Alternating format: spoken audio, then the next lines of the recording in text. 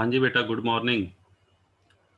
हाँ जी बेटा, आज की क्लास में हमने नया टॉपिक स्टार्ट करना है, इनकम टैक्स रिफंड। इस टॉपिक के बेटा दो पार्ट थे, recovery and refund of tax. तो हमने रिकवरी ऑफ टैक्स तो बेटा कंप्लीट कर लिया था। तो आज की क्लास में हम कंटिन्यू करते हैं इनकम टैक्स रिफंड को। हाँ जी बेटा, तो पहले तो सिंपल वर्ड्स में अगर हम बात करें, रिफंड होता क्या है। रिफंड का मीनिंग बेटा क्या होता है? लौटाना। ठीक है, जब किसी व्यक्ति को अगर हमने जितनी पेमेंट करनी थी उससे ज़्यादा पैसा हम दे दें। सपोज करो बेटा, मैंने किसी को 20,000 की पेमेंट करनी थी और गलती से मैंने उसको 25,000 की पेमेंट कर दी, तो 5,000 रुपये बेटा वो मुझे क्या करेगा? रिफंड करेगा। ठीक है, तो इनकम टैक्स रिफंड का क्या मतलब है? इनकम टैक्स रिफंड का मतलब ये है कि इनकम टैक्स डिपार्टमेंट में जो टैक्स आप पे कर चुके हो, ठीक है बेटा, यदि वो आपकी टैक्स लायबिलिटी से ज़्यादा है। सपोज करो इनकम टैक्स डिपार्टमेंट को मैंने 25,000 रुपये टैक्स पे कर दिया, जबकि बेटा मेरा जो टैक्स लायबिलिटी साल के एंड में मेरी टैक्स लायबिलिटी कैलकुलेट की गई वो 20,000 है। तो उस केस में मुझे 5,000 का क्या मिलेगा? रिफंड मिलेगा। तो इसको बेटा लिखना कैसे है, देखिए ध्यान से। हाँ जी बेटा, सबसे पहले बेटा आपको सेक्शन ध्यान रखना है, सेक्शन नंबर 237। सेक्शन 237 बेटा क्या कहता है?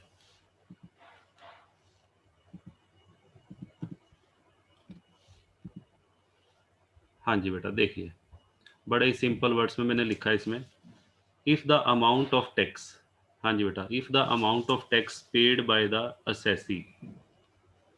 हाँ जी बेटा, if the amount of tax paid by the assessee. Assessee का मतलब बेटा टैक्स पेयर या करदाता, और on his behalf by his representative. हाँ जी बेटा, जरूरी नहीं है बेटा टैक्स करदाता ने ही पे किया हो। कई बार टैक्स करदाता की तरफ से उसके प्रतिनिधि के द्वारा पे किया जाता है, रिप्रेजेंटेटिव के द्वारा। फॉर एग्जाम्पल, हाँ जी बेटा, कोई पर्सन है अनसाउंड माइंड का, बट उसकी इनकम बहुत सारी है। ठीक है बेटा, तो उसकी इनकम पे टैक्स कौन देगा?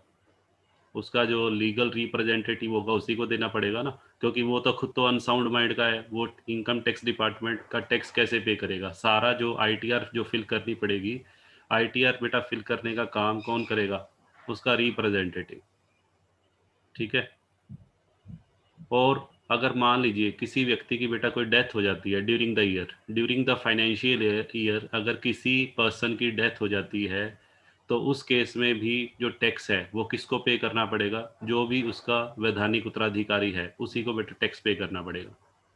ठीक है, इसीलिए यहाँ लिखा है, if the amount of tax paid by assessee और by his representative is greater than, ज्यादा है, वो अमाउंट ज्यादा है, किससे ज्यादा है? अमाउंट पेबल या अमाउंट लाइबल टू पे। हाँ जी बेटा, इनकम टैक्स एक्ट के अंतर्गत जितनी उसकी टैक्स टैक्स लायबिलिटी बनती थी उससे ज़्यादा पे किया हुआ है, तो उस केस में बेटा उसको इंटाइटल्ड का मतलब होता है अधिकार होगा। किस चीज़ का अधिकार होगा बेटा? रिफंड पाने का, refund of the excess amount. ठीक है, तो यहाँ पे अगर मैं इसको कंक्लूड करूँ, इस पूरे पैराग्राफ को, तो इसमें बेटा एक ही बात निकल कर आती है, अगर जो टैक्स पेड है, हाँ जी बेटा, अगर टैक्स पेड का अमाउंट किससे ज़्यादा है? Tax payable. ठीक है बेटा, अगर टैक्स पेड का अमाउंट किससे ज़्यादा है? टैक्स पेबल, तो इस केस में आपका रिफंड अराइज हो जाएगा।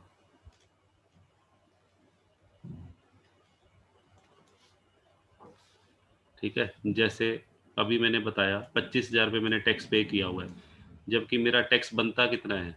मेरा टैक्स बनता है 20,000। तो यहाँ पे बेटा 5,000 रुपीज़ का मेरे को क्या मिलेगा? रिफंड मिलेगा। ठीक है जी, और अगर आपका टैक्स पेड, हाँ जी बेटा, कम है टैक्स पेबल से, अगर बेटा टैक्स पेड, अगर आपने जितना टैक्स चुकाया है वो कम है एक्चुअल टैक्स लायबिलिटी से, तो उस केस में आपके को क्या सर्व किया जाएगा? Notice of demand. उस केस में आपसे नोटिस ऑफ डिमांड के थ्रू जो भी शॉर्टेज है वो बेटा आपसे मांगी जाएगी। और तीसरा, अगर बेटा आपका टैक्स पेड और टैक्स पेबल इक्वल है, हाँ जी बेटा, अगर दोनों इक्वल हैं, जितना टैक्स आपने पे किया बनता भी उतना था, तो इस केस में नो रिफंड नो डिमांड।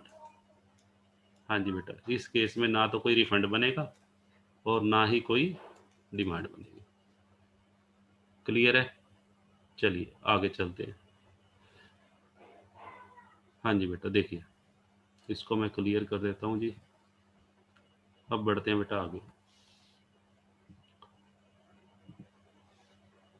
हाँ जी बेटा, अब आता है circumstances under which the refund arises.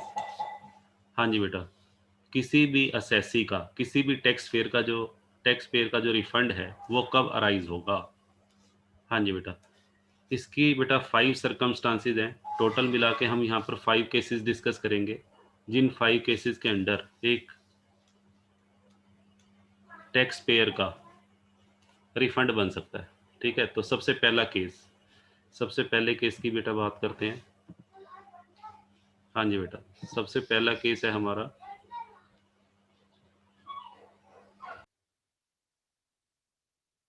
हाँ जी बेटा, सबसे पहला case,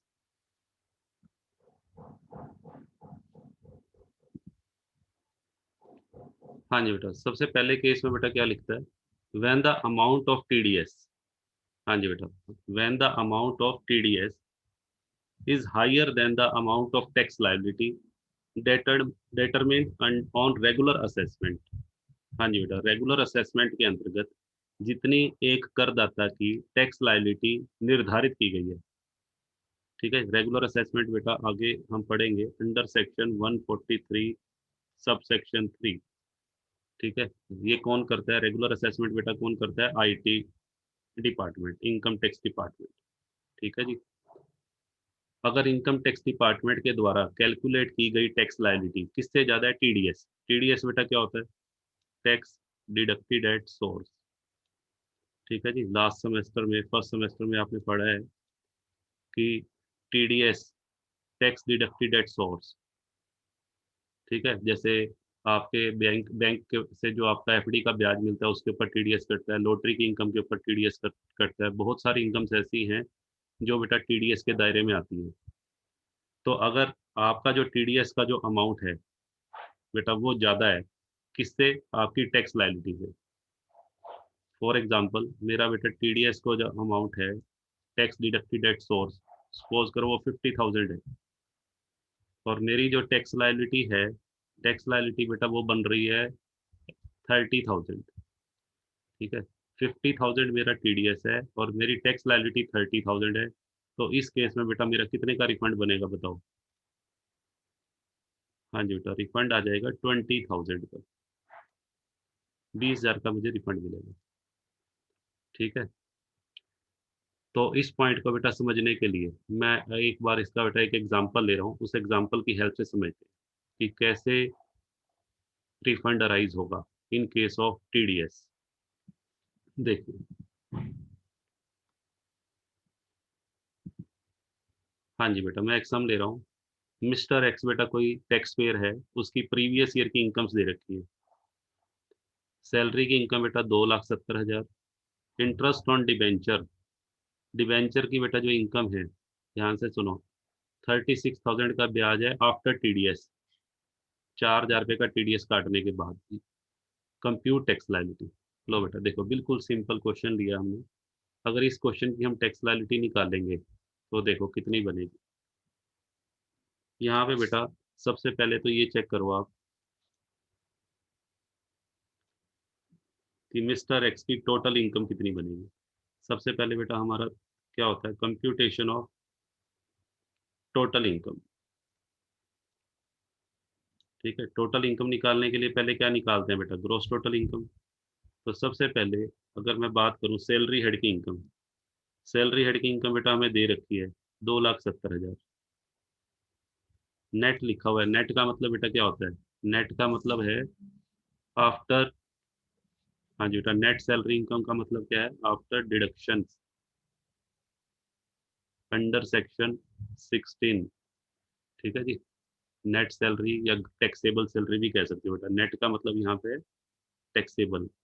after allowing deduction under section 16(1), 16(2) and 16(3), ये 2,70,000 रुपये बेटा इनकम दे रखी है। कहने का मतलब सैलरी हेड में से आपने किसी तरह की कोई डिडक्शन माइनस नहीं करनी। उसके बाद बेटा और देखिए, और आपको क्या दे रखा है। हाउस प्रॉपर्टी हेड की इनकम कितनी है? जीरो।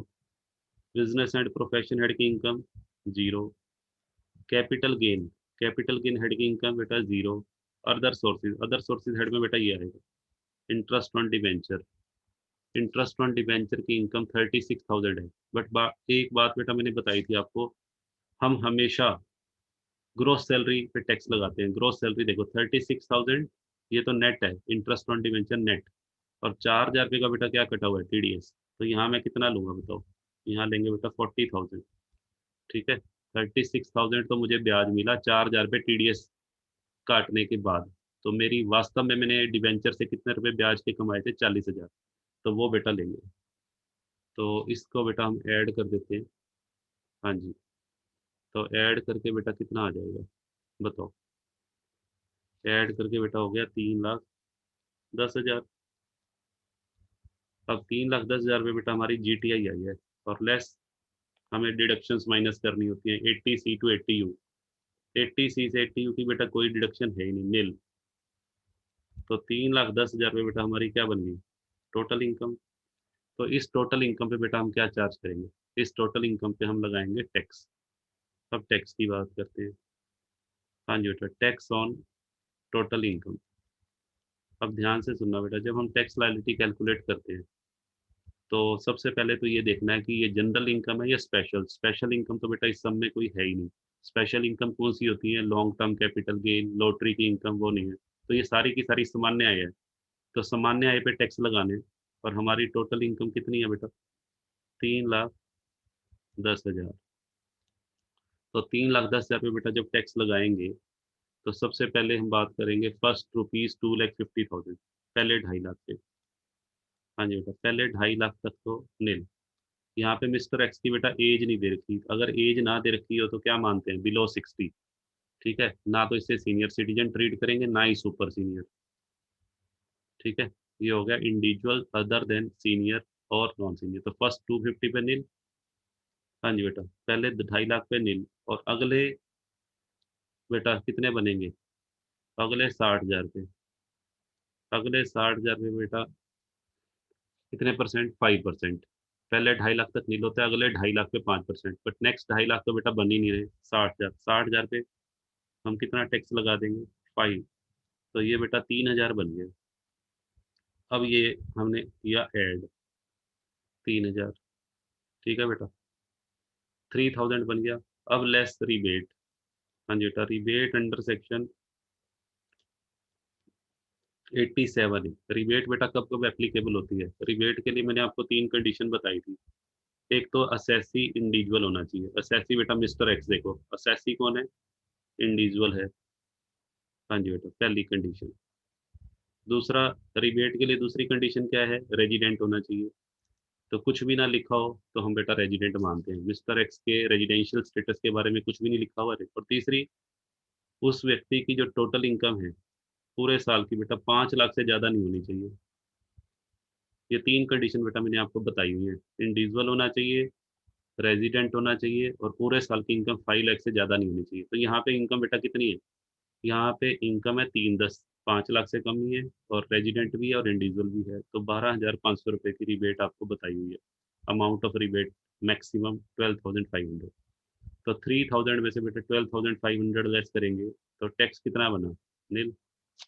हाँ जी बेटा, 3,000 में से 12,500 रुपये बेटा करेंगे नील। जब टैक्स नील आ गया तो ऐड एजुकेशन सेस। हाँ जी बेटा, secondary and higher education cess जो हम 4% ऐड करते हैं उसके बाद भी नील ही आएगा। और उसमें से बेटा क्या माइनस करेंगे? अगर हमारी टैक्स लायबिलिटी ग्रॉस आई है, अभी ग्रॉस टैक्स लायबिलिटी नील है तो लेस टीडीएस। उसके बाद बेटा हम टीडीएस लेस करते हैं। तो टीडीएस कितना कटा हुआ है? ठीक है, जिस बैंक में मिस्टर एक्स का अकाउंट है, हाँ जी बेटा, उसने 4,000 पे टीडीएस काटा हुआ है। तो 4,000 पे तो बेटा जो बैंक ने काटे हैं उसको माइनस कर देते हैं। तो 4,000 बेटा ये रिफंड बनेगा। ये इनकम टैक्स डिपार्टमेंट को रिफंड लौटाना पड़ेगा 4,000 रुपये का। ठीक है जी। तो ये बेटा हमारा फर्स्ट केस हो गया। बताइए क्लियर है? हाँ जी, देखिए अभी इसे बेटा क्लियर कर रहा हूँ मैं। चलिए एक बार फिर से बैक चलते हैं। हाँ जी बेटा, नेक्स्ट केस क्या है बेटा? सेकंड। सेकंड केस आपको बेटा बताया है। हाँ जी बेटा, when the amount of advance tax paid, जब किसी करदाता के द्वारा चुकाया गया एडवांस टैक्स किससे ज्यादा हो? Tax liability determined by the income tax department. Regular assessment का मतलब tax liability determined by the income tax department under section 143(3). ठीक है जी। तो जब किसी व्यक्ति के द्वारा चुकाया गया एडवांस है, फॉर एग्जांपल, हाँ जी बेटा, मान लीजिए ये बेटा कोई एसएससी है। ठीक है, ये एक एसएससी है मिस्टर एक्स। इसने बेटा एडवांस टैक्स दे रखा है। इसने 50,000 रुपये बेटा एडवांस टैक्स के दे रखे हैं इनकम टैक्स डिपार्टमेंट।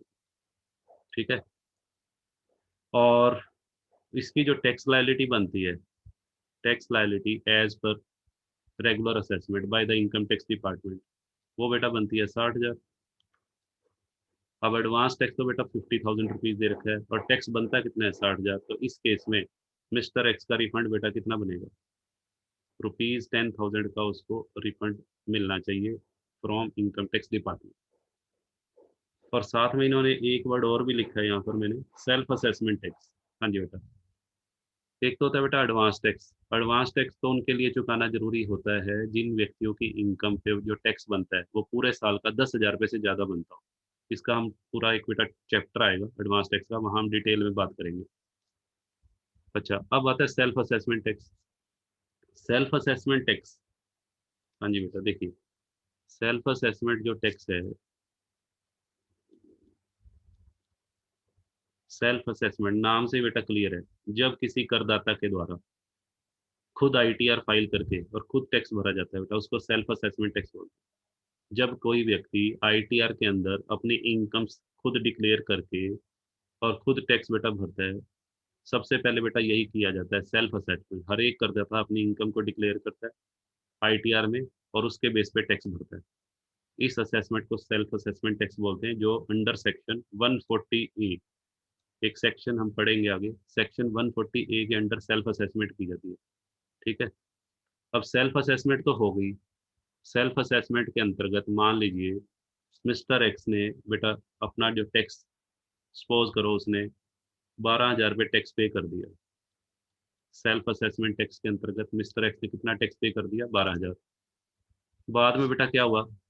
बाद में जो आईटीआर मैंने आपको बताया था, आपकी आईटीआर ऑनलाइन फाइल होती है और ऑनलाइन आईटीआर फाइल होने के बाद इनकम टैक्स डिपार्टमेंट उसको चेक करेगा। चेक करने के लिए इनकम टैक्स डिपार्टमेंट आपकी आईटीआर की कौन सी असेसमेंट करेगा? Regular assessment. उसको रेगुलर असेसमेंट बोलेंगे। रेगुलर असेसमेंट में इनकम टैक्स डिपार्टमेंट के पास जो एविडेंस हैं, इनकम टैक्स डिपार्टमेंट के पास बेटा बहुत सारे एविडेंसेस होते हैं जिनकी हेल्प से वो आपकी आईटीआर की वैलिडिटी को, आईटीआर के अंदर आपने जो मिस्टेक्स की हुई हैं उनको वेरीफाई, उनको चेक करेगा और उनको बेटा ठीक करेगा। ये तो बेटा आपने टैक्स निकाला है 12,000, जो आपने इनकम टैक्स डिपार्टमेंट को पे किया। इनकम टैक्स डिपार्टमेंट भी तो आप चेक करेगा ना, भाई आपने रिटर्न ठीक भरी है या नहीं। तो उसके लिए रेगुलर असेसमेंट किया जाएगा कौन से सेक्शन के अंदर? 143। पर मान लीजिए रेगुलर असेसमेंट के अंदर आपका जो टैक्स बनता है वो बेटा बन गया, सपोज करो 17,000 रुपये, और आपने दे कितने रखे हैं सेल्फ असेसमेंट टैक्स में? 12,000। तो 17 में से 12 बेटा 5,000 रुपये का आपको रिफंड मिलेगा। इस केस में बेटा आपका रिफंड का अमाउंट आ जाएगा ₹5,000। ठीक है, बताइए। तो दो केसेस यहाँ पे है एक्चुअल में। इस सेकंड पॉइंट में, ये फर्स्ट पॉइंट था, ये सेकंड पॉइंट में दो केसेस बनेंगे। एक ये एडवांस टैक्स का और एक बेटा सेल्फ असेसमेंट टैक्स। इसको आप सेपरेट सेपरेट भी लिख सकते हो। इन दोनों पॉइंट्स को आप सेपरेट सेपरेट लिख के दो की बजाय बेटा तीन पॉइंट, इसको थर्ड पॉइंट बना सकते हो यहाँ से। ठीक है, चलिए अब बेटा मैं इसको एक एग्जांपल से क्लियर करता हूँ इसी पॉइंट को।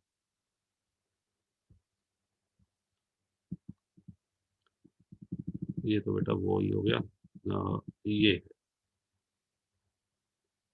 देखो बेटा क्या कहता है।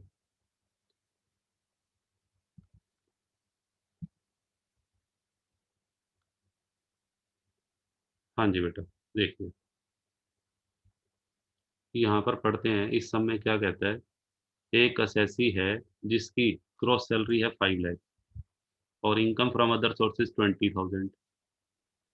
हाँ जी, तो डिडक्शन अंडर सेक्शन 80C 80,000 और एडवांस टैक्स कितना पे किया हुआ है 10,000। Compute his tax liability. लो बेटा, सबसे पहले लिख लेते हैं उसकी ग्रॉस सैलरी। ग्रॉस सैलरी बेटा 5 लाख है अगर किसी की, तो उसको डिडक्शन तो देनी पड़ेगी।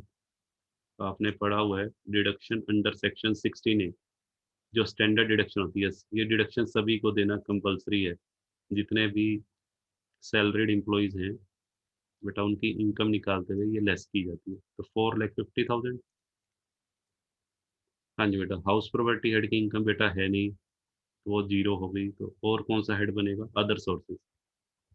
Income from other sources, other sources head की इनकम बेटा 20,000 गिवन है।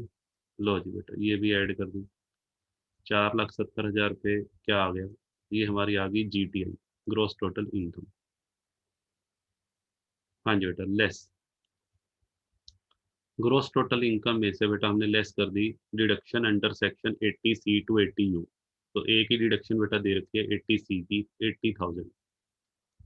80C की मैक्सिमम लिमिट 1.5 लाख की होती है, बट यहाँ पे 80,000 ही दे रखा है एलिजिबल अमाउंट। तो उसको बेटा मैंने माइनस कर दिया, तो ये हमारा 3,90,000 आ गया। इसे हम क्या बोलेंगे, टोटल इनकम। ठीक है बेटा, अब टोटल इनकम के ऊपर हम क्या कैलकुलेट करेंगे, टैक्स। अब टैक्स की बात करते हैं। हाँ जी बेटा, टैक्स कैसे लगेगा।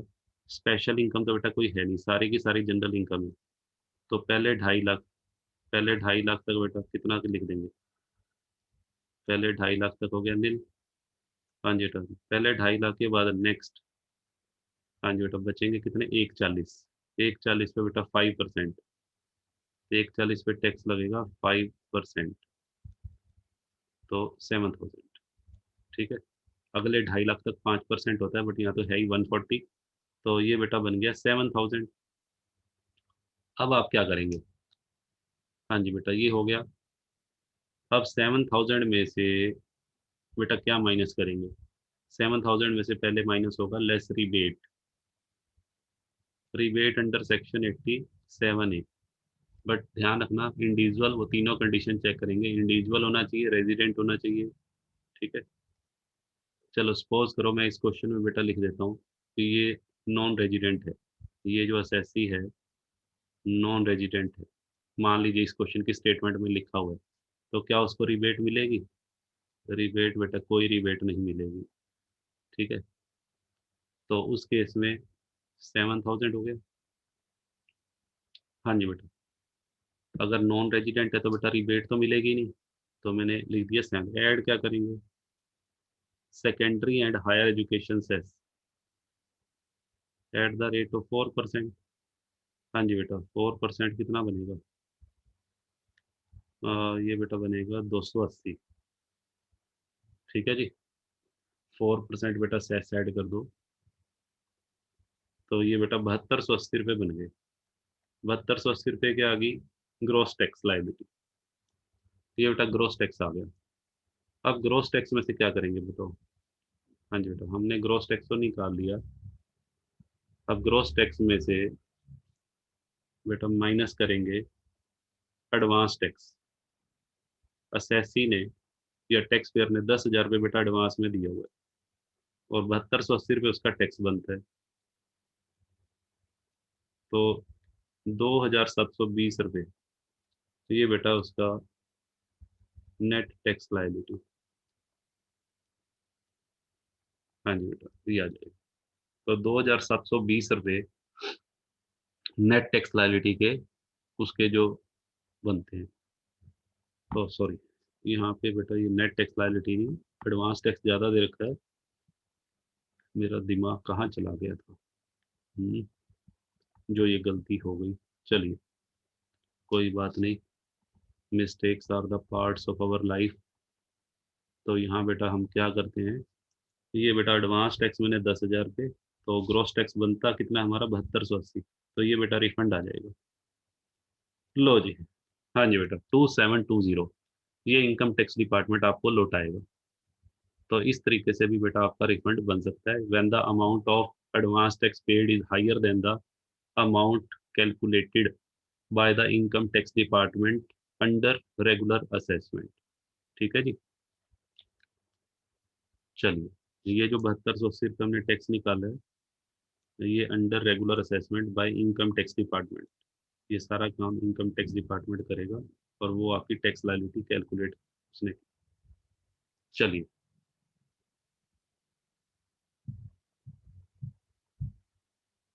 हाँ जी बेटा आगे चलते हैं।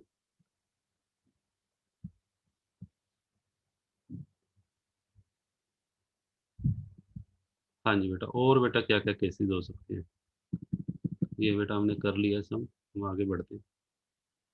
अब आ जाइए व्हेन द रिफंड अराइजेस। हाँ जी, रिफंड अराइजेस के बेटा अभी तक हमने कितने केसेस कर लिए, 2 केसेस।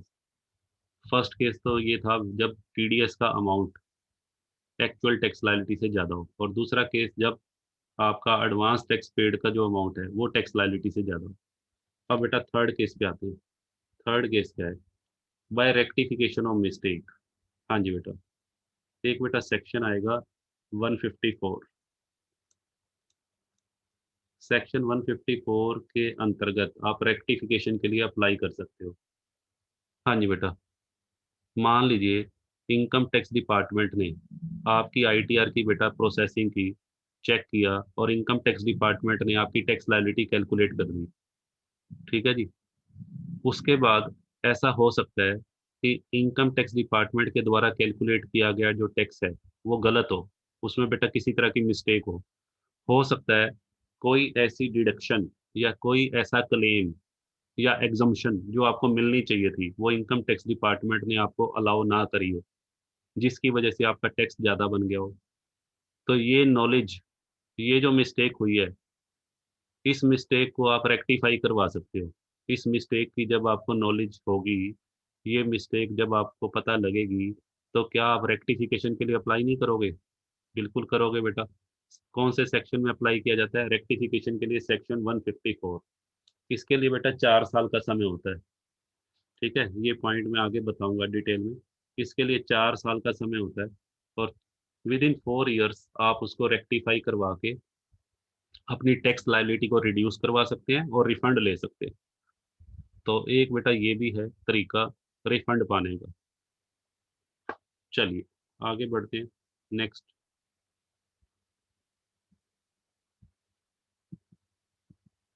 हाँ जी बेटा, by the order of judgement in an appeal.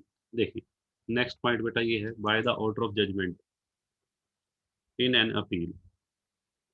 कई बार बेटा क्या होता है, हाँ जी बेटा, एक असेसी है, मिस्टर एक्स बेटा कोई असेसी है। ठीक है, इसका जो टैक्स बनता था, इसने रेगुलर असेसमेंट पे टैक्स भरा। रेगुलर असेसमेंट पे जो इसका टैक्स बनता था, चलिए पहले मैं लेता हूँ सेल्फ असेसमेंट। पहले इसने सेल्फ असेसमेंट टैक्स भरा, SAT self assessment under section 148। ठीक है, और इसने टैक्स भरा 15,000। 15,000 पे बेटा टैक्स इसने डिपॉजिट करवा दिया। जबकि फिर बाद में इसकी क्या हुई, रेगुलर असेसमेंट। हाँ जी बेटा, regular assessment tax, regular assessment tax under section 143(3). ठीक है, regular assessment on the basis of evidence. हाँ जी बेटा, इनकम टैक्स डिपार्टमेंट ने मिस्टर एक्स की आईटीआर को चेक किया, with the help of evidence is available, और उसके बेस पे इनकम टैक्स डिपार्टमेंट ने इसका जो टैक्स बना दिया वो बना दिया 40,000 रुपये। ठीक है, अब ये देखो, जब इनकम टैक्स डिपार्टमेंट 40,000 रुपये का टैक्स बनाएगा, और तो उस केस में पहले टैक्स गया कितना हुआ है, 15,000 रुपये। मिस्टर एक्स ने 15,000 रुपये डिपॉजिट करवाया हुआ है। हाँ जी बेटा, ये तो उसका डिपॉजिट हो चुका है पहले, डिपॉजिटेड टैक्स। और ये उसका क्या है, 40,000 रुपये को हम कह लेते हैं ड्यू टैक्स। ये वो अमाउंट है जो ड्यू है। ठीक है, या ये कह लो अमाउंट पेबल, अमाउंट पेबल भी कह सकते हो, ये अमाउंट पेबल। कितना अमाउंट बेटा बनता है, और डिपॉजिट इतना हुआ हो, तो इनकम टैक्स डिपार्टमेंट क्या करेगा बताओ? नोटिस ऑफ डिमांड भेजेगा। कितने का नोटिस ऑफ डिमांड? 40,000 माइनस 15,000, 25,000 रुपये बेटा इसको पे करने पड़ेंगे।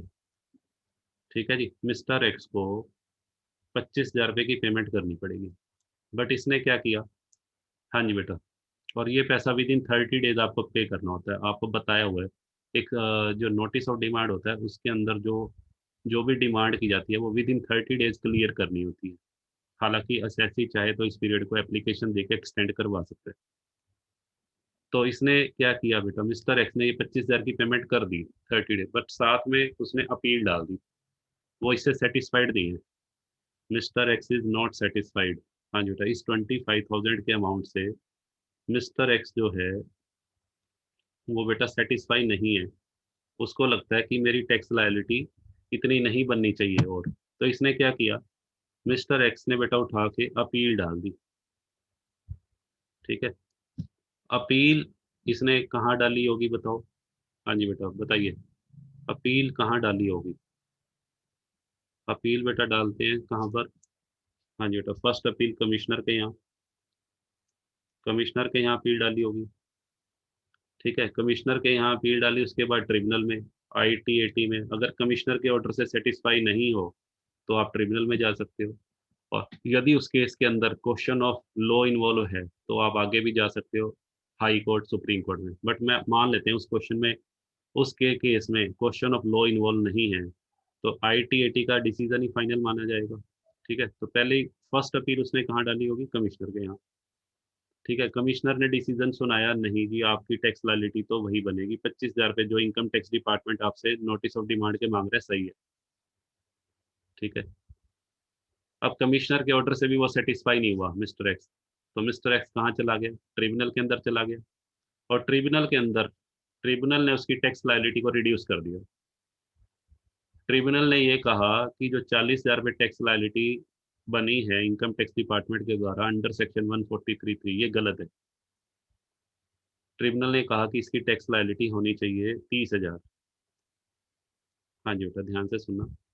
इनकम टैक्स डिपार्टमेंट के अनुसार उसकी टैक्स लायबिलिटी कितनी होनी चाहिए? 30,000। ITAT का फैसला है ये, डिसीजन ऑफ ITAT। और जबकि हाँ जी बेटा, उसने पहले कितने पे कर रखे हैं? उसने तो जितने मांगे थे सारे मिस्टर एक्स ने तो पे कर दिए, 25 के 25 पे कर दिए थे। एक बार अपील डालने से पहले बेटा सारा पैसा पे करना होता है, मैंने बताया था आपको। अपील डालने से पहले जितना भी इनकम टैक्स डिपार्टमेंट मांगे पैसा आपसे टैक्स का, एक बार तो देना पड़ेगा। तो 25,000 रुपये आपने पहले दे रखे हैं, जबकि हाँ जी बेटा, 25,000 आपने ये दे रखे हैं, और 15 आपने बेटा पहले ये भी जमा करवाए हैं। ध्यान से सुनो, तो टोटल पैसा आपका कितना गया हुआ है बताओ? 25 तो आपने ये दिए थे नोटिस ऑफ डिमांड के, और 15,000 बेटा आपने ये भी दे रखे हैं। टोटल अमाउंट आपका गया हुआ है 40,000। इनकम टैक्स डिपार्टमेंट के पास 40,000 रुपये आपके गए हुए हैं। और आपकी ITAT, income tax appellate tribunal ने आपकी कितनी टैक्स लायबिलिटी का डिसीजन दिया है? 30। तो उस केस में आपका बेटा रिफंड कितने का बनेगा? 10,000। 10,000 रुपये आपको रिफंड मिल जाएंगे। तो कहने का मतलब, यदि आपने कोई केस फाइल किया हुआ है असेसिंग ऑफिसर के आदेश के खिलाफ, तो उस केस में जो निर्णय आएगा, जजमेंट आएगा कमिश्नर का या ट्रिब्यूनल का, उसके अंतर्गत भी आपका रिफंड अराइज हो सकता है। ठीक है बेटा, होप सो क्लियर होगा। चलिए आगे बढ़ते हैं। कोई डाउट होगा तो बेटा तो आप व्हाट्सएप करके मेरे से क्लियर कर लेना। चलिए आगे बढ़ते हैं, ये हो गया पॉइंट हमारा। हाँ जी बेटा, अब आता है when the relief for double taxation. हाँ जी बेटा, देखिए बहुत ही अच्छा पॉइंट है। When the relief for double taxation is granted. हाँ जी बेटा, रिलीफ फॉर डबल टैक्सेशन बेटा क्या होता है? इसके दो सेक्शन में आता है रिलीफ, सेक्शन 90 और सेक्शन 91। हाँ जी बेटा, ध्यान से सुनिएगा, इसको मैं एक एग्जांपल से लेता हूँ। हाँ जी बेटा, मान लीजिए एक असेसी है, पॉइंट बेटा हम ये ले रहे हैं व्हेन रिलीफ फॉर, इसका एग्जांपल ले रहा हूँ मैं। मान लीजिए एक असेसी है मिस्टर एक्स। ठीक है जी, और ये बेटा रेजिडेंट है।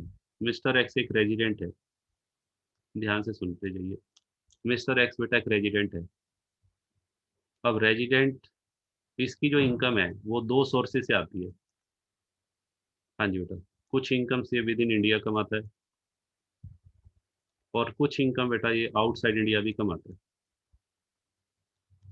ठीक है, मिस्टर एक्स की कुछ इनकम्स ऐसी हैं जो विद इन इंडिया से वो अर्न की जा रही हैं और कुछ इनकम बेटा आउटसाइड इंडिया से अर्न की जा रही है। ठीक है, जैसे मान लीजिए वो यूएसए में जॉब कर रहा है, मिस्टर एक्स इंडिया में भी जॉब कर रहा है, इंडिया में और यूएसए में बेटा जॉब कर रहा है, तो उसकी इनकम यूएसए से भी आ रही है। अब ध्यान से सुनना, यूएसए जॉब से जो वो इनकम अर्न करेगा, पहली बात ये देखना है कि वो इंडिया में टैक्सेबल है या नहीं। हाँ जी बेटा, वो रेजिडेंट है। अब ध्यान से सुनना मेरी बात, जो इनकम आउटसाइड इंडिया कमाई जाए, हाँ जी बेटा, जो इनकम आउटसाइड इंडिया कमा लेते हैं, उसने सपोज करो यूएसए से उसने 5 लाख रुपए कमाए, हम एग्जांपल ले लेते हैं, यूएसए से 5 लाख रुपए कमाए। आपने पढ़ा हुआ है रेजिडेंशियल स्टेटस वाले टॉपिक में कि ऐसी कोई भी इनकम जो आउटसाइड इंडिया अर्न की जाती है, हाँ जी बेटा, ऐसी कोई भी इनकम जो आउटसाइड इंडिया अर्न की जाती है और वहीं पर प्राप्त हुई हो, वो सिर्फ किस में टैक्सेबल होती है बेटा? ये तीन मैंने बताए थे, O R, N O R और एन आर। हाँ जी बेटा, ऐसी इनकम जो इंडिया के बाहर कमाई गई हो और इंडिया के बाहर ही प्राप्त हुई हो, वो सिर्फ किस में टैक्सेबल होती है? ओ आर में। ठीक है, एन ओ आर में बेटा एग्जम्प्ट होती है और एन आर में भी एग्जम्प्ट होती है। अब मिस्टर एक्स कौन है? मिस्टर एक्स ऑर्डिनरली रेजिडेंट है। मिस्टर एक्स बेटा कैसा रेजिडेंट है? ऑर्डिनरली। ऑर्डिनरी रेजिडेंट है तो ये 5 लाख रुपए इंडिया में टैक्सेबल है। हाँ जी बेटा, इस 5 लाख रुपए के ऊपर इंडिया में टैक्स देना पड़ेगा। ध्यान से सुनिए। ठीक है, इस 5 लाख के ऊपर इंडिया में उसे टैक्स देना पड़ेगा, जो भी टैक्स बनता है। साथ में ही, अब सुनिए, साथ में सुनिए, उसने इंडिया में तो टैक्स पे करना ही है। ऐसा भी तो हो सकता है कि यूएसए में भी उस पर टैक्स लगाओ। हाँ जी बेटा, वो फॉरेन कंपनी जो यूएसए में वो जॉब कर रहा है, तो यूएसए वाले क्या कहेंगे? यूएसए वाले क्या कहेंगे? यूएसए की गवर्नमेंट क्या कहेगी? यूएसए गवर्नमेंट कहेगी हमें भी इस पे टैक्स चाहिए। ठीक है बेटा, यूएसए की गवर्नमेंट कहेगी हमें भी इस पे टैक्स चाहिए। सपोज करो इंडियन इंडियन गवर्नमेंट ने कितना टैक्स लगाया, मैं एज्यूम कर रहा हूँ जस्ट, इंडियन गवर्नमेंट ने इसके ऊपर टैक्स लगाया 20%। ठीक है, इंडिया में भी उसकी इनकम्स हैं बहुत सारी, ये 5 लाख रुपए इनकम बेटा उस कैटेगरी में आ गई। जैसे हमारे स्लैब्स है ना, पहले 2.5 लाख तक नील, अगले 2.5 लाख पे 5%, वो तो इंडिया वाली इनकम से ही हो गया कवर। अगले उससे अगले 2.5 लाख, उससे अगले 5 लाख, मान लेते हैं ये उस कैटेगरी में आते हैं, तो अगले 5 लाख पे बेटा कितने परसेंट टैक्स लगेगा? 20%। तो 1 लाख रुपए बेटा टैक्स बन गया, मोटा मोटा। अगर मैं अभी उसको शामिल नहीं कर रहा, मैं सेस वगैरह को, सेस को मिला देंगे तो बेटा और भी ज्यादा हो जाएगा। चलो मिला ही देते हैं, तो 4,000 सेस भी हो गया, तो 1,04,000 भी बेटा टैक्स बन गया। यानी कि जो 5 लाख रुपए उसने यूएसए में कमाए थे, उसके ऊपर बेटा इंडिया में कितना टैक्स बन गया? 1,04,000। अच्छा, मान लेते हैं इसी 5 लाख पे, ध्यान से सुनना बेटा, इसी 5 लाख रुपए पे 15% टैक्स यूएसए में भी लगा। यूएसए गवर्नमेंट ने भी 75,000 रुपये टैक्स ले लिया, 75,000। अब मुझे एक बात बताओ, हाँ जी बेटा ध्यान से सुनना, मुझे एक बात बताओ, इनकम तो एक ही थी, मिस्टर एक्स की इनकम एक ही है, उस इनकम के ऊपर टैक्स दो जगह पे किया बेटा, उस इनकम के ऊपर टैक्स दो जगह से दो गवर्नमेंट ने ले लिया। ये किसने ले लिया? ये बेटा यूएसए गवर्नमेंट ने ले लिया, और ये किसने ले लिया? इंडियन गवर्नमेंट ने। तो होगा क्या, जब इंडियन गवर्नमेंट उसकी इनकम पे टैक्स कैलकुलेट करेगी, इंडिया का जो सीबीडीटी डिपार्टमेंट है वो बेटा उसको रिलीफ देगा। ठीक है, यहाँ पे मिस्टर एक्स अपने आप को बेटा कैसा महसूस कर रहा है? लूटा हुआ महसूस कर रहा है। मिस्टर एक्स खुद को कैसा महसूस कर रहा है? लूटा हुआ। ठीक है, लूटा हुआ कैसे?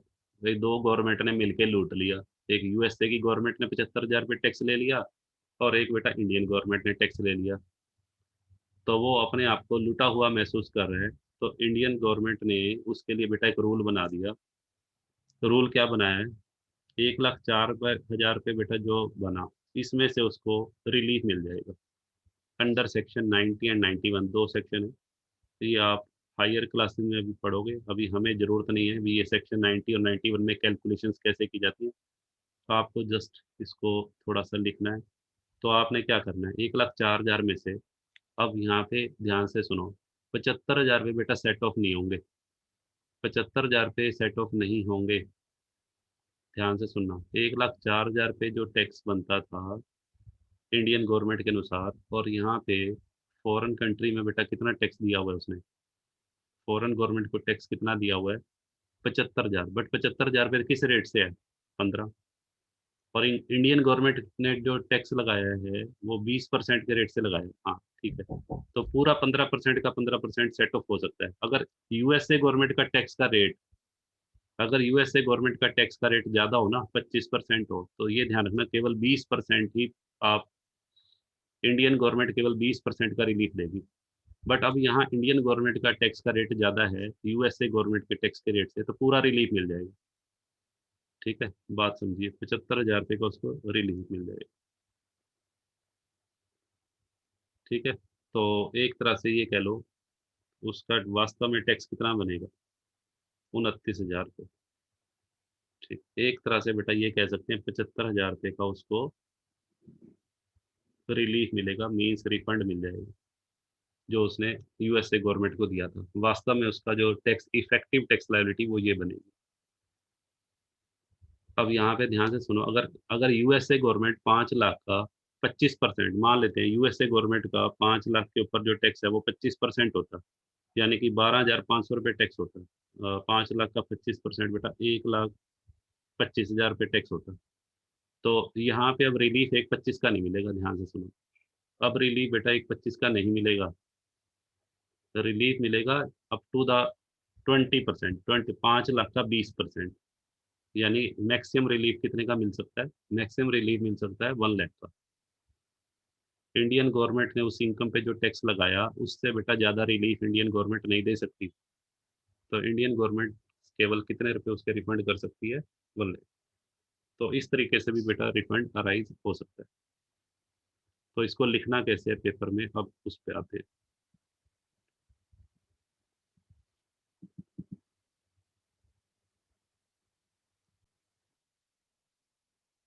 देखिए कैसे करना है।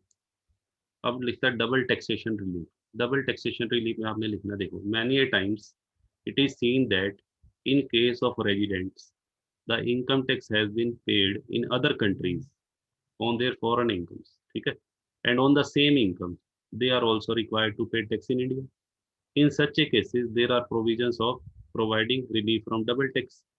Basically there are two sections which provide relief, ठीक है।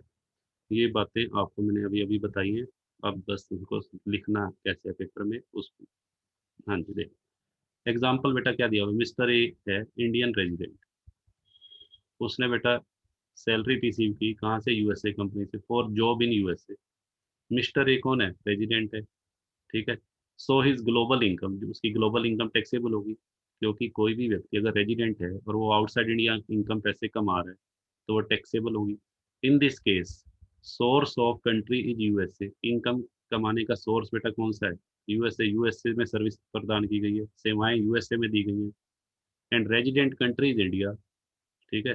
रेजिडेंट वो कहाँ का है, India. So at the time of computation of tax, so at the time of computation of tax, हाँ जी बेटा, यहाँ से ध्यान से पढ़ना, ये बड़ा इंपॉर्टेंट है। So at the time of computation of tax liability of Mr. A, the tax paid in USA will be adjusted या allowed as set off against his total tax liability.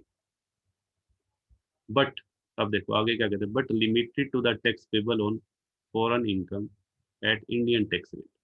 But adjustment केवल उतने ही amount की जाएगी जितना Indian government के हिसाब से उसके ऊपर टैक्स बनता है, इंडिया टैक्स रेट, ठीक है। जैसे इंडिया की गवर्नमेंट ने 15% 20% टैक्स रेट अप्लाई किया उस इनकम पे, और फॉरेन कंपनी ने, फॉरेन यूएसए ने कितने परसेंट टैक्स लिया, 25%।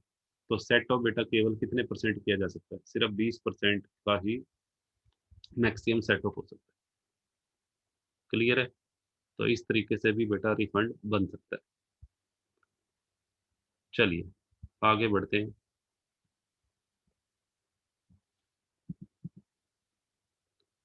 हाँ जी बेटा, who can claim claim the refund of tax. Refund को कौन क्लेम करेगा? सेक्शन 238 बताता है कि रिफंड को क्लेम या तो बेटा सिंपल सी बात है, जो असेसी है जिसने टैक्स पे किया है, ठीक है, वही रिफंड को क्लेम करेगा। या फिर बेटा कौन करेगा? अगर मान लीजिए बाय चांस किसी पर्सन की डेथ हो जाती है, मान लीजिए जिस पर्सन ने रिफंड का क्लेम करना था वो एक्सपायर हो गया, ठीक है,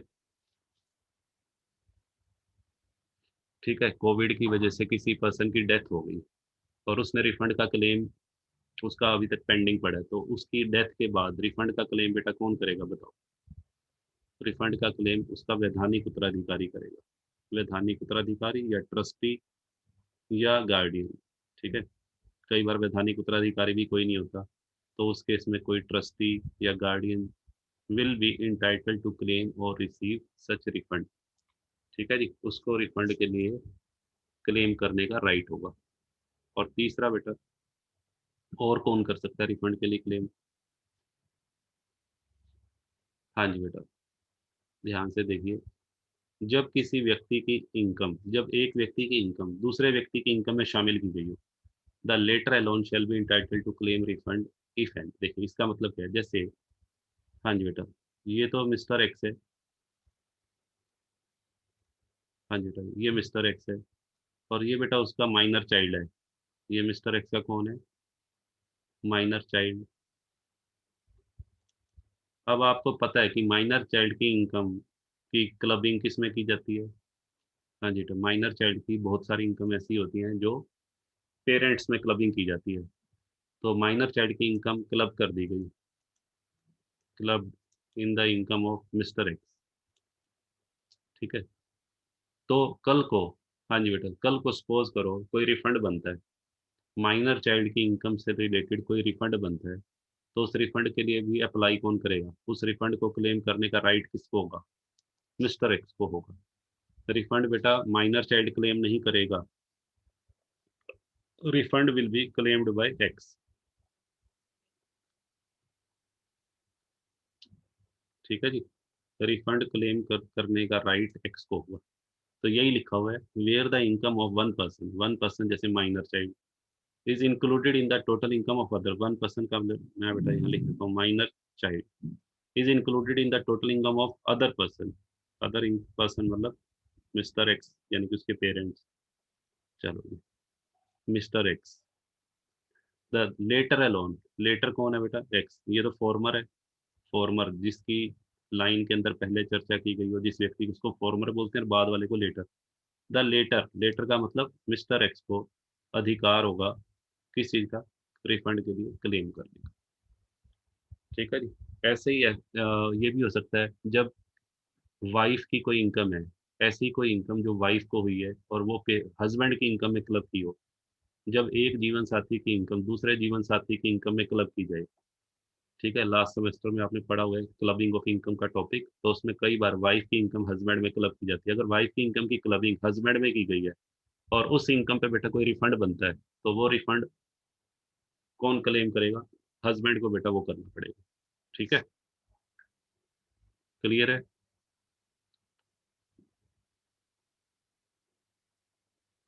हाँ जी बेटा, तो आज की क्लास को बेटा यहीं ओवर करते हैं। कल बेटा हम आगे चलेंगे, और कल हम पढ़ने वाले हैं procedure for claiming the refund, कि क्लेम, जो हम रिफंड के लिए क्लेम करना चाहते हैं उसका क्या प्रोसेस है, और यदि इनकम टैक्स डिपार्टमेंट उसमें डिले करता है तो उस केस में असेसी को कितना इंटरेस्ट पाने का अधिकार होगा। वो सारी बातें बेटा हम कल के लेक्चर में करेंगे। आज के लिए इतना ही काफ़ी है। Bye bye.